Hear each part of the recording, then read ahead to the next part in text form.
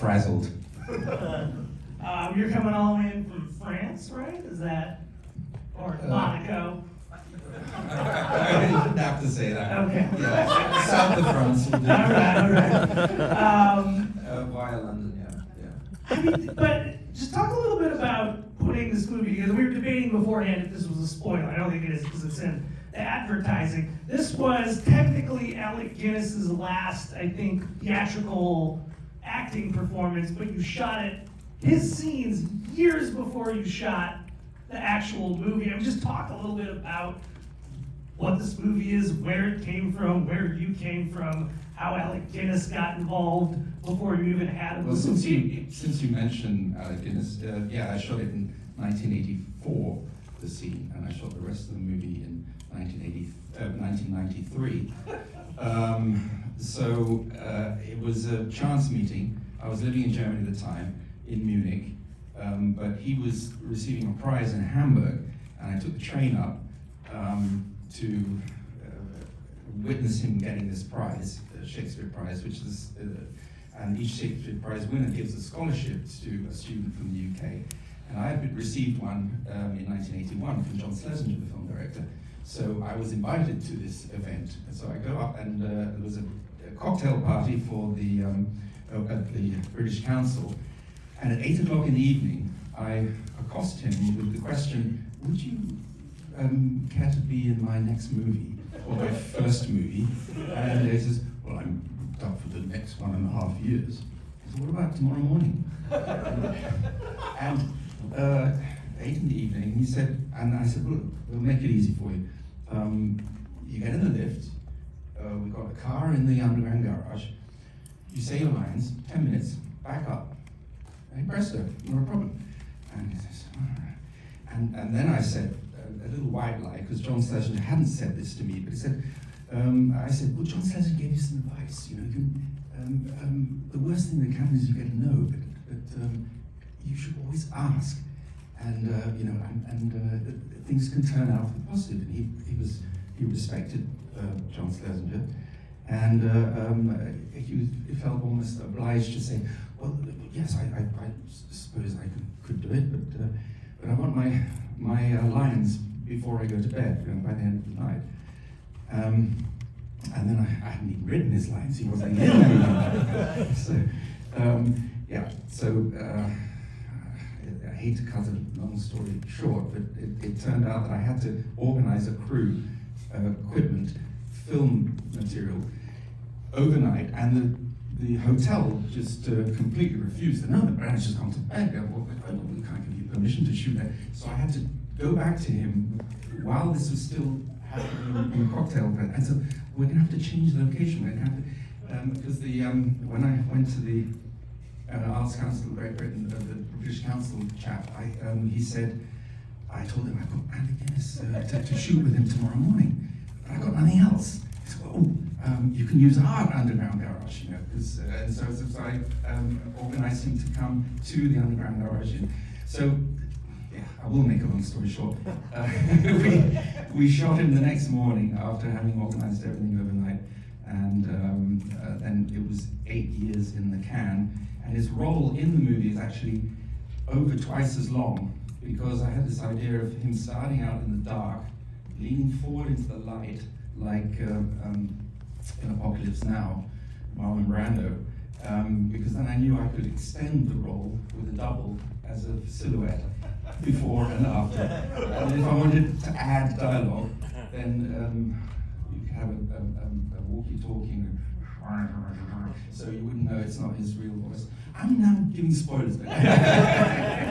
So that was shot 8 years before in an underground garage in Hamburg, and the rest of the movie in Moscow, in Mosfilm, which was quite dilapidated at the time. We had a problem with the October uprising, then when they were trying to oust Boris Yeltsin from power. And the day I was supposed to start shooting, they were firing tanks at the parliament buildings in Moscow, and there was a diphtheria outbreak, and then one of the actors was a drug addict, and then the other actress we cast from the UK wasn't coming because of all of this going on. So there were a lot of challenges, And surprising that this came out of it after all. Anyway, so I was going to ask, what were kind of your inspirations? Because this is a really, really great thriller. Did you always just kind of want, for your first film or whatever, did you want to make a thriller? Was it just something that you were drawn to? Well, I was working in advertising, and I wanted to make a movie, my first movie, and the only way I could do it after trying for 10 years was to then finance it myself, because I thought, well, I'm not going to take no for an answer, and if I won't get the money, then I'll work hard on advertising, and then I co-financed the movie as well, reluctantly, but co-financed the movie. And then it was jet lag.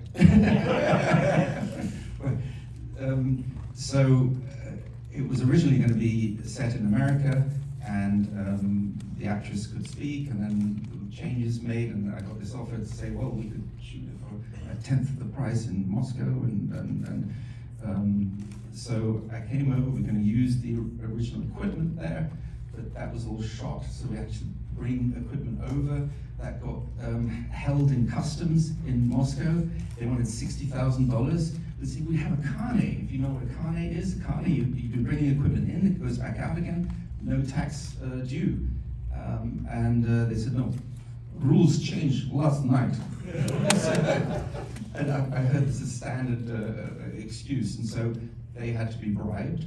And with a crate of vodka and $5,000, we got our equipment through. And then, but there were positives as well, because I heard that because we shot a scene, there's a scene on the Red Square, that cost us only $5,000, and I heard Tom Cruise had to pay $300,000 to shoot on the Red Square. And in that scene, right at we were only supposed to go 25 meters into the Red Square. We can't go further with that. And the stuntman came to me and said, is this going to be your last shot of the evening, or the night? It was minus 25 degrees, and we were afraid the sun was going to rise. So, and he said, yes, it's the last shot. So I drive across for you. So the shot, which we didn't think we would get, where they actually drive right across the Red Square, was thanks to that stuntman who I don't know, we've never seen him again. He's not up in Siberia. Is that what you're telling us?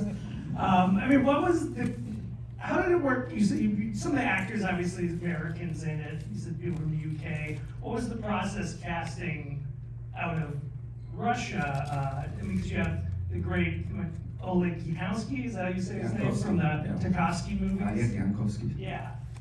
What was it like working with him, for one thing, but the general Moscow acting community? Well, he couldn't speak a word of English, so he actually had to learn his lines phonetically. So somebody transcribed it from Cyrillic into, and we had a speech coach for him, and he didn't know what he was saying, but yeah. And some of his lines were dubbed by somebody who has the same voice, which was imitating. I'm giving all these secrets away. But you know, that's why we do these things, because you're here so you can hear these secrets. And the car that Guinness is in, for those observant ones of you, that was a 1938 Rolls Royce.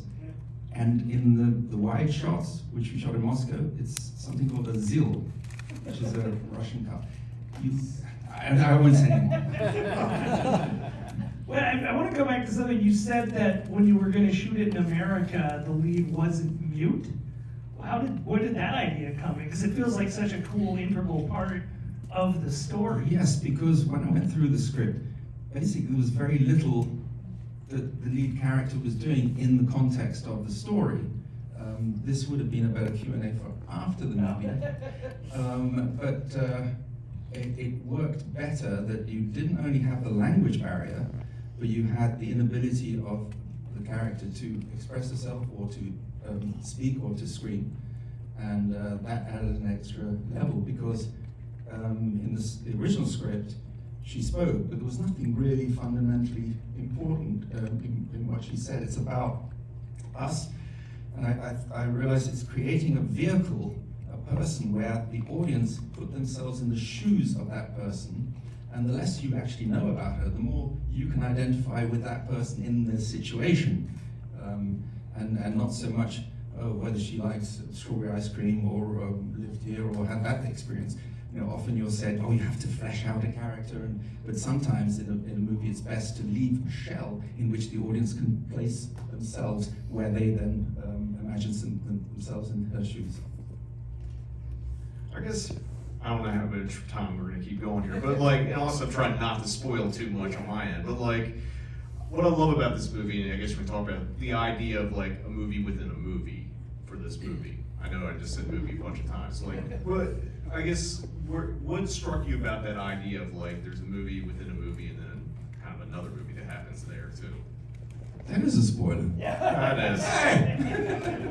No, but I always hated this idea of a movie within a movie where then the director goes cut and you realize, oh, you're in a set. No, we don't do that.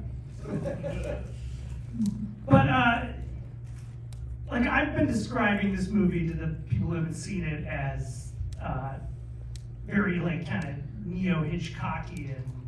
Was that something, was like Hitchcock on your mind at all when you thought about constructing? I think in the ways that you kind of play with, you have these great set pieces of building out tension. I'm guessing curious, what were your direct Now I influences? remember what I was going to say before I had The jet lag. was that I was trying to, you know, when you make first movie, you put yourself out there and the world sees what you can do or can't do. And I was looking for something you could make which didn't, since I was going to co-finance it myself, which would have the maximum effect for in the most economical way. So I was imagining a situation where you could create tension and twists, because there are twists in the story and surprises, because that's not 50 helicopters coming over the horizon. You know, it's storytelling, and it's how you do that, and if you can do that effectively. So I was looking to scale down the ambition in terms of effects and everything, but make it about how audiences perceive what is real and what isn't real on the screen. I think you succeeded. Well, maybe we should get to the movie. I think so. There's only so much we can hype it up here. Thanks so much for coming, everyone. I think you guys are going to love this. Just one thing. The reason we spoke so long at the beginning is because we're not going to do a Q&A at the end. So if anybody has a question right now, then say it. I was going to say, I didn't want to encourage people to mob you afterwards, but if someone has a pressing question afterwards, They can do it ask you? afterwards. Okay, Perfect. all right. Just don't mob it. Thanks so much, Dan. Hey, guys. Thanks so much, Enjoy. guys. Enjoy.